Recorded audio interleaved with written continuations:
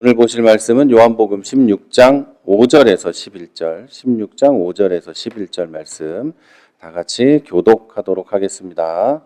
제가 먼저 5절 보겠습니다. 지금 내가 나를 보내신 이에게로 가는데 너희 중에서 나더러 어디로 가는지 묻는 자가 없고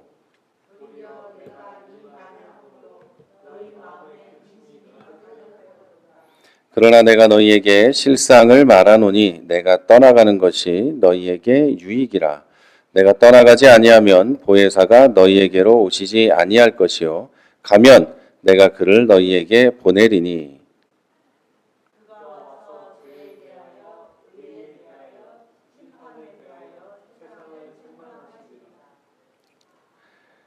의에 대하여라 함은 내가 아버지께로 가니 너희가 다시 나를 보지 못하며 에 대하여라 함은 이 세상 임금이 심판을 씁니다. 아멘. 다 잘 되죠? 예. 네. 오늘 말씀은 요한복음 강의 66번째 시간으로 슬픔을 넘어선 유익, 보혜사 성령의 사역이라는 제목으로 함께 말씀을 나누도록 하겠습니다.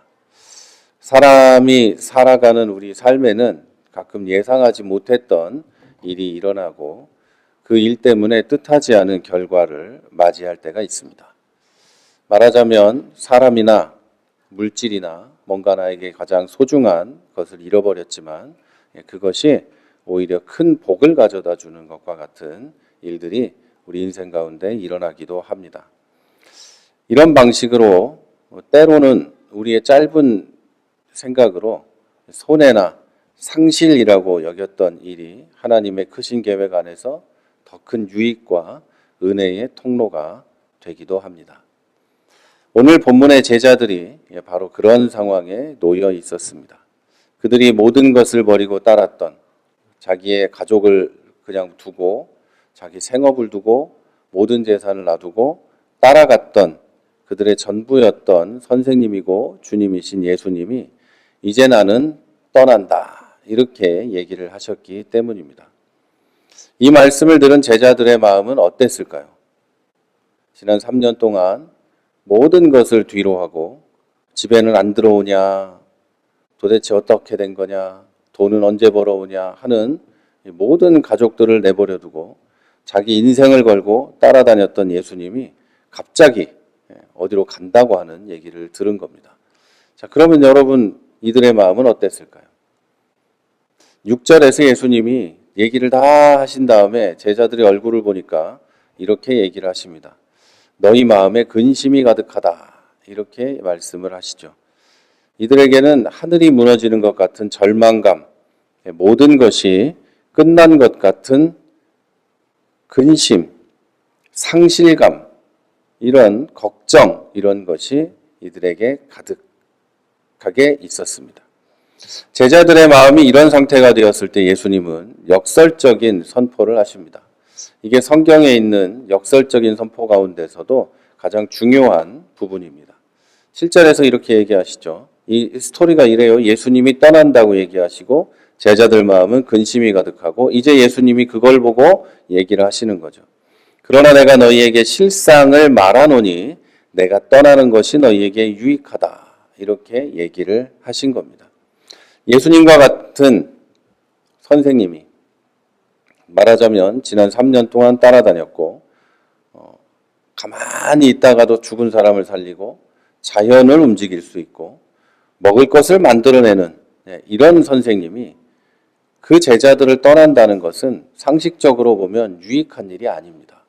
제자들 옆에서 계속 제자들과 함께 있고 정치도 하고 군대도 일으키고 가난한 사람들에게 먹을 것도 나눠주고 하면서 이 세상에서 오래오래 계시는 게 모든 사람에게 유익한 일이라고 할 수 있습니다. 하지만 하나님의 계획 안에서 일어나는 일이라면 예수님 같은 선생님이 제자들을 떠나는 것도 제자들에게 유익한 일이라고 할 수 있습니다. 제자들을 향한 하나님의 계획은 예수님이 떠나는 거였어요. 예수님이 떠나고 보혜사 성령을 보내시는 것이었어요. 이에 예수님께서 떠나가셔야만 또 다른 보혜사이신 성령님께서 오실 수 있다고 예수님은 설명을 해주시는 겁니다. 내가 안 가면 보혜사 성령 너희에게 오지 않는다. 보혜사 성령이 오시는 것이 너희에게 유익하다. 이렇게 얘기를 하죠. 보혜사라는 말은 말 자체가 아무도 안 쓰는 말이죠. 아무도 안 쓰는 말이고 도대체 무슨 말인지 이해할 수 없는 그런 단어예요. 이 단어는 헬라어로 파라클레토스라는 말을 한국어로, 그러니까 한자로 번역을 해놓은 거예요. 우리나라 성경이 맨 처음에 번역될 때 영어 성경 또 뭐 중국어 성경 이런 것을 갖다가 번역을 해놔서 이런 단어들이 나오게 된 거죠. 교회에서 말고는 어디서도 안 쓰는 단어니까요. 이 말은 굉장히 여러 이 말이 섞여 있는 이 단어입니다. 돕는 자, 곁에서 이렇게 도와주는 분, 변호사, 위로하는 분, 상담자 등 이런 복합적인 의미를 지닌 단어입니다. 그래서 이렇게 복합적인 단어니까 옆에서 위로자 성령님 하기도 그렇고 변호사 성령님 하기도 그렇고 그래서 보혜사라고 불렀던 것 같아요. 그래서 이 성령님은 이런 복합적인 의미가 있는 이 단어입니다. 성령님은 복합적인 의미를 가지고 계십니다. 이렇게 복합적인 의미의 단어가 사용된 것은 성령께서 그리스도의 사역을 이어받아서 성도와 함께 하시고 이 모든 일을 함께 하실 것을 나타내기 위해서입니다. 그러면서 예수님이 이어서 계속 성령님이 어떤 일을 할 건지를 이야기를 해주십니다. 그 얘기는 바로 이거예요. 죄와 의와 심판에 대하여 세상을 책망하시는 일입니다. 여기서 책망하다로 번역된 헬라어는 단순히 꾸짖는 것을 넘어서 법정에서 사용되는 언어예요. 법정에서 저 사람의 유죄를 입증한다. 진리를 드러내서 확신시키다. 잘못을 깨닫게 하다. 뭐 이런 강한 의미가 담겨져 있어요. 뭐 검사가 하는 일하고 비슷한 거겠죠. 저 사람, 저 죄인이 죄를 감추고 있는데 그걸 드러내려고 하는 그것과 마찬가지입니다. 오늘은 이 보혜사 성령께서 오셔서 하는 일이 구체적으로 뭔지 또 그 일이 오늘을 살아가는 우리에게 어떤 의미가 있는지를 함께 살펴보려고 합니다. 첫 번째, 성령께서는 이 세상의 죄에 대해서 책망을 하십니다. 이게 세상의 죄에 대해서 너희들이 죄가 많다 이렇게 책망하는 게 아니라 세상이 알고 있는 죄가 그런 게 아니야 라고 깨우침을 주신다. 그런 게 아니다 라고 이야기해 주신다는 거예요. 예수님은 8절에서 성령이 오시면 죄에 대해 세상을 책망하실 거다 이렇게 얘기하시고 9절은 예수님이 책망하시는 그 죄의 본질이 뭔지를 명확하게 정의해 줍니다. 이렇게 얘기하세요. 죄에 대하여라 함은 그들이 나를 믿지 아니하며 이렇게 얘기를 하시는 거죠. 성령께서 지적하시는 죄는 도둑질, 거짓말, 폭력 같은 윤리적, 도덕적 문제가 아닙니다. 그건 이전에 예수님을 믿지 않는 것을 책망하십니다. 세상이 말하는 죄는 언제든지 면할 수 있는 법률적, 도덕적 차원의 것들입니다. 그렇죠? 이 법은 항상 바뀌어요.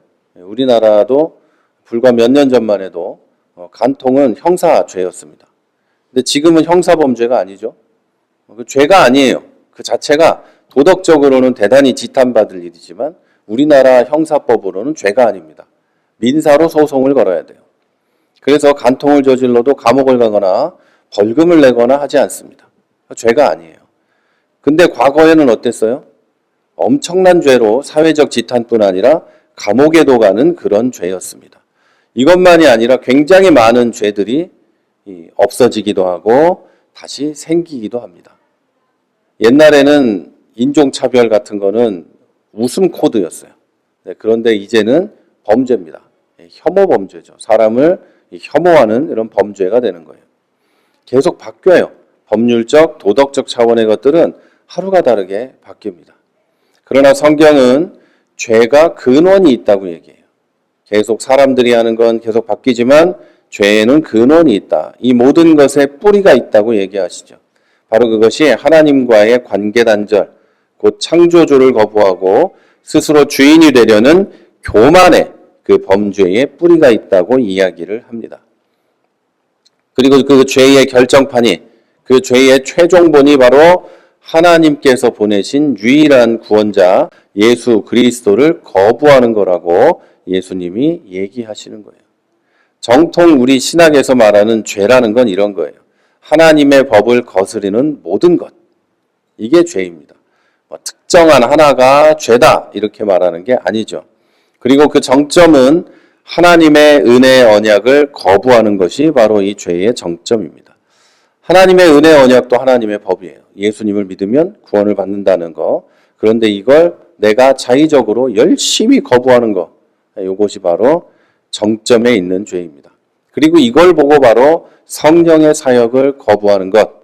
그 죄는 용서받지 못하는 것. 이거죠. 성령의 사역을 거부하는 것. 성령을 부정하는 것을 보고 방언을 안 하면 성령을 부정하는 거라고 얘기하는 이상한 사람들도 있어요. 아주 희한한 사람들이죠. 그게 아니라 성령의 사역은 지금 말씀드리는 거예요. 지금 예수님이 말씀하신 죄에 대해서 이야기해 주는 것. 다시 말해 하나님의 법을 따르지 않고 예수 그리스도를 믿지 않는 것. 이게 죄라고 가르쳐 주는 것. 이게 첫 번째 성령의 사역이에요.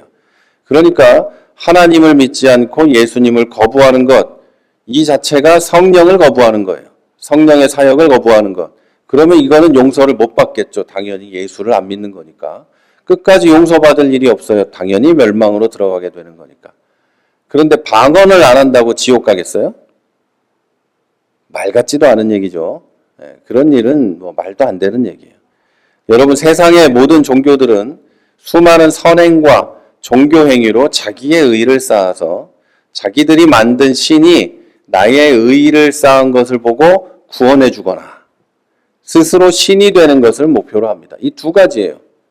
이거 외에는 세상 종교의 목표가 없습니다. 여러 말로 우주인을 섬기기도 하고 기계를 믿기도 하고 별짓을 다 해요. 부뚜막신도 섬기고 산에 가서 산신에게도 빌고 이 모든 종교 행위는 내가 만들어낸 나무신에게 절을 하며 그를 섬겨서 그 신이 나를 구원해 주거나 아니면 내가 돌을 닦아서 신이 되는 게 목표예요. 사람들은 물질과 명예 또는 자기 만족이 자기를 온갖 아픔에서 구원해 줄 거라고도 믿어요. 그러나 구원의 유일한 길이신 예수님을 믿지 않으면 그 모든 것은 하나님 앞에서 근본적인 죄인의 상태를 벗어나게 해주지 못합니다. 절대로 벗어나지 못해요. 세상의 사람들이 이렇게 돌을 닦고 뭘 섬기고 하다 보면 신이 하나라면 그 신에게 도달할 수 있지 않겠느냐 이런 말도 하는데 그런 일은 없어요. 예수님을 믿지 않으면 절대로 근본적인 죄인 상태를 벗어나지 못합니다. 성령의 첫 번째 사역은 바로 이 사실을 폭로하고 가르쳐 주는 거예요. 그래서 사람들의 마음을 찔러서 그들이 의지하던 모든 것이 헛된 것임을 깨닫게 하시고 자기의 힘으로는 결코 구원을 받을 수 없는 죄인임을 자기가 인정하게 만드는 거예요. 그래서 오직 유일한 그 길이요 진리요 생명이신 예수 그리스도를 바라보고 믿게 하시는 거죠. 이게 성령께서 오셔서 하시는 첫 번째 책망이고 사람을 구원으로 인도하는 첫걸음입니다. 우리가 복음을 전할 때 논리와 설득으로 하는 게 아니에요. 얼굴 잘생기고 예쁘다고 하는 것도 아니고 말 잘한다고 하는 것도 아니에요. 우리가 복음을 전할 때 성령께서 듣는 사람에게 이 죄를 책망하시는 거예요. 네가 죄인이고 죄를 깨달아야 되고 죄를 회개해야 되고 그래서 예수를 믿어야 한다는 걸 알게 하시는 거예요. 그리고 그 능력이 사람을 변화시키는 거죠. 어떤 사람들은 밤새도록 설득을 했더니 믿었다는 둥. 밤새도록 설득을 할 때 성령이 역사하신 거죠. 절대로 사람을 구원할 능력이 없어요. 자, 이게 성령의 첫 번째 책망이고 구원을 향하는 길입니다. 자, 두 번째로 성령께서는 세상의 의에 대해서 책망하십니다. 세상의 의에 대해서 깨우쳐 주시는 거죠. 세상이 생각하는 의로움에 대해서 성령이 깨우쳐 주신다. 예수님은 본문 10절에서 의에 대하여라 함은 내가 아버지께로 가니 너희가 다시 나를 보지 못하미요 이렇게 말해요. 좀 어려운 얘기 같죠. 예수님이 하나님께 가시는 게 왜 의에 대하여 세상을 책망하는 걸까요? 이 말이 처음에는 좀 이해하기 어렵지만 좀 쉽게 설명을 해볼게요. 먼저 한 가지 사실을 여러분 아셔야 됩니다. 예수님이니까 당연히 의로우시겠지만 만약에 예수님의 생애 가운데 죄가 티끌만큼이라도 있었다면 예수님은 결코 하나님께 가지 못했을 겁니다. 당연히 십자가에서 부활하지도 못했을 겁니다. 우리는 그냥 당연히 그럴 거라고 생각하지만 예수님에게 죄가 있었으면 안 됐다라는 거예요. 그래서 로마 가톨릭이 성모가 승천했다고 말하려면 성모가 무염수태하고 예수님을 죄가 없는 가운데 수태를 하고 그리고 그 일평생 동안 죄가 하나도 없어야 이분이 승천할 수 있게 되는 거예요. 무슨 말인지 아시겠죠? 승천하려면 하나님께 가려면 그 사람에게 죄가 하나도 없어야 돼요. 하나님 앞에 설 만한 의로움이 있어야 된다는 거죠. 우리는 예수님을 믿음으로 의로움을 얻어서 하나님께 갈 수 있는 거고 예수님이 하나님께 간다는 건 완전히 의로운 분이라는 확실한 증거가 되는 거예요. 당시 유대인들은 예수님을 하나님을 모독한 죄인이라며 십자가에 못 박아 죽였습니다. 그러나 하나님은 예수님을 다시 살리셨고 하나님 보좌 우편에 올려두셨습니다. 예수님의 승천은 하나님께서 예수님의 삶과 죽음을 완전히 의롭다고 받아들이시고 예수님이 참된 의로움의 기준이라는 걸 확증하셨다는 거예요. 예수님이 완전히 의로우시다는 걸 하늘로 올라가심으로 하나님이 확증해 주셨다는 거죠. 그래서 하나님은 예수님을 믿고 예수님의 의가 전가된 사람, 예수님의 의의 옷을 입은 사람만 하나님의 자녀로 삼으시고 하나님 앞에 서게 하시는 거예요. 예배 드리는 이것도 하나님 앞에 서 있는 겁니다. 제 앞에 서 있는 게 아니고 하나님 앞에 서 있는 거예요. 이 앞에 하나님이 계신 게 아니라 여러분 곁에, 여러분 안에 하나님이 계시고 우리가 함께 모여 예배를 드리는 거예요. 그래서 이 예배는 그냥 막 아무렇게나 와서 앉아가지고 하는 게 아니에요. 하나님 앞에 예배 드리는 마음으로 와서 있어야 되는 거예요. 그래서 예배 드리려면 죄가 있으면 안 된다. 형제랑 다투고 예배 드리면 안 된다. 이렇게 얘기하시는 거예요. 깨끗하게 하나님 앞에 올 수 있어야 된다는 거죠. 옷을 예쁘게 입고 오라는 게 아니고 반바지에 슬리퍼 신고 온몸에 문신을 두르고 와도 돼요. 아무 상관없어. 그러나 내가 나의 영혼이 하나님을 바라보고 깨끗하게 회개한 상태로 이 앞에 나와 있어야 하는 거예요. 그게 하나님이 원하시는 예배예요. 이 예배가. 그래야 한다는 거죠. 반대로 이렇게 예수님께서 하나님께 가심으로 예수님의 의로움이 확증되는 것은 세상이 의에 대해서 전혀 알지 못했다는 것을 증명하시는 거예요. 그래서 이것을 성령님이 가르쳐 주는 거예요. 너희들은 예수님을 십자가에 못 박혀 죽였지, 못 박아 죽였지, 불의하다며 죽였지. 그러나 이분이 완전히 의롭고 너희들은 의롭지 않아. 이걸 얘기해 주는 거예요. 이러한 사역을 두고 의에 대하여 세상을 책망하신다. 이렇게 이야기를 해놓고 있는 겁니다. 이 사역에 대해서 조금만 더 자세히 살펴보면 성령님은 하나님이 예수님의 의로움을 확증하셨기 때문에 다른 어떤 것으로도 하나님 앞에 설 수 없고 오직 예수님만 의롭고 예수님을 믿고 예수님 안에 있는 사람만 의로움을 전가받고 하나님 앞에 설 수 있다는 사실을 알려주십니다. 처음에는 죄를 알게 하시고 죄에 대해서 알게 하시고 그 다음엔 의로움에 대해서 알게 하시는 거죠. 회개하고 예수 믿은 사람이 의로움을 입는다 이렇게 알려주시는 거예요. 예수님의 그 완전한 의가 죄인인 나를 덮어주신다. 이렇게 얘기를 하시는 거예요. 성령이 우리를 통해 그걸 믿게 해주시는 거예요.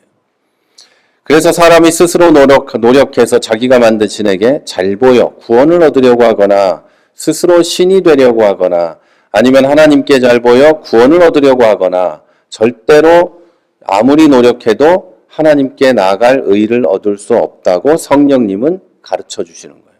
아무리 노력해도 아무리 애를 써도 어떤 방법으로도 의를 얻을 수 없다.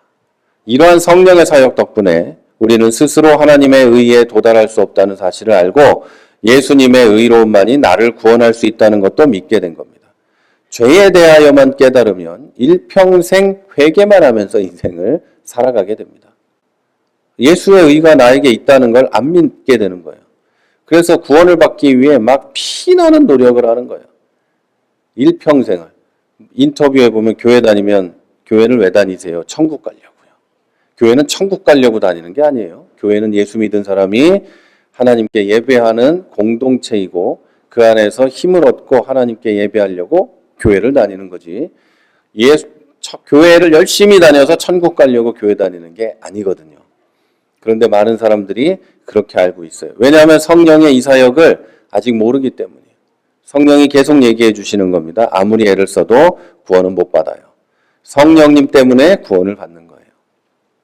그래서 여러분, 이것 때문에 우리는 담대할 수 있는 겁니다.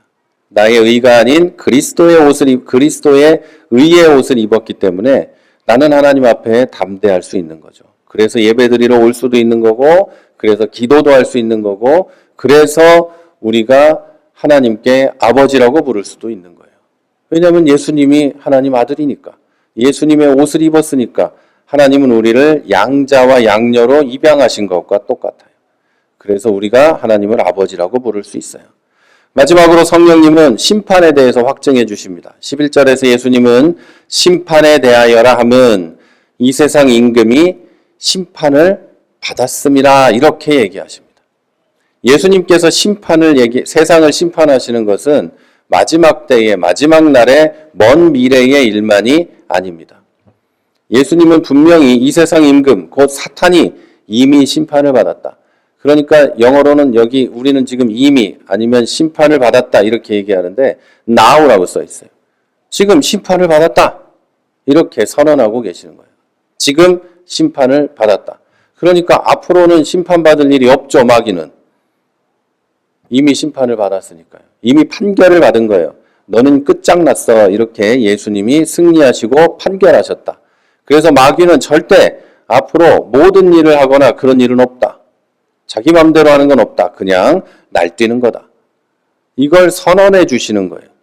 자, 그 심판은 바로 예수님의 십자가와 부활을 통해 이루어졌습니다. 사탄은 예수님을 십자가에 못 박아 죽임으로써 승리한 것처럼 보였어요. 그러나 예수님은 죽임을 이기시고 부활하심으로 죄와 사망의 권세를 잡은 사탄을 이기셨어요. 그래서 전쟁의 승패가 이미 결정되어 있다는 겁니다. 그래서 여러분은 사탄과 영적 전쟁을 하지만 이미 이긴 싸움을 하고 있다. 이미 이긴 거예요. 두려워 떨며 마귀가 나를 어떻게 할까봐 온갖 걱정을 하면서 살면 하나님을 슬프게 하는 거예요. 이미 이겼는데 얘는 도대체 왜 이럴까? 얘는 도대체 맨날 이렇게 걱정만 할까? 두려워할까? 이렇게 만드는 거예요. 성령께서 하시는 일이 바로 이 사실을 교회와 성도가 확신하게 하시고 세상에는 선포하시는 겁니다. 세상은 여전히 사탄의 권세 아래 있는 것처럼 보여요. 아무리 봐도 악이 승리하고 불의가 판치는 걸로 보여요. 악한 것들이 이기는 걸로 보이고 나쁜 사람들이 돈도 많이 벌고 세상을 잡고 있는 걸로 보여요. 그러나 성령께서는 우리가 영적인 눈으로 세상을 바라보고 이미 패배한 사탄을 보게 하시고 승리하신 예수님을 바라보게 하십니다. 그게 성령의 사역이에요. 우리가 눈을 아래로 내려 세상만 바라보면 사탄이 이기는 걸로 보이죠. 당연히. 그러나 우리가 예수님을 바라보면 예수님이 승리하신 것을 알게 돼요. 그리고 나의 하나님이 그 승리하신 예수님과 함께 성령님과 함께 나를 인도하시고 보호하고 계신다는 것도 알게 돼요. 교회가 패배한 것 같죠? 사람들이 교회를 두고 맨날 욕만 하고 교회에는 사람이 줄어들고 세상에 하나님 말씀과 복음과 십자가와 성령의 이런 사역은 한 번도 1년 365일 설교하지 않는 교회들이 나날이 사람이 많아져요.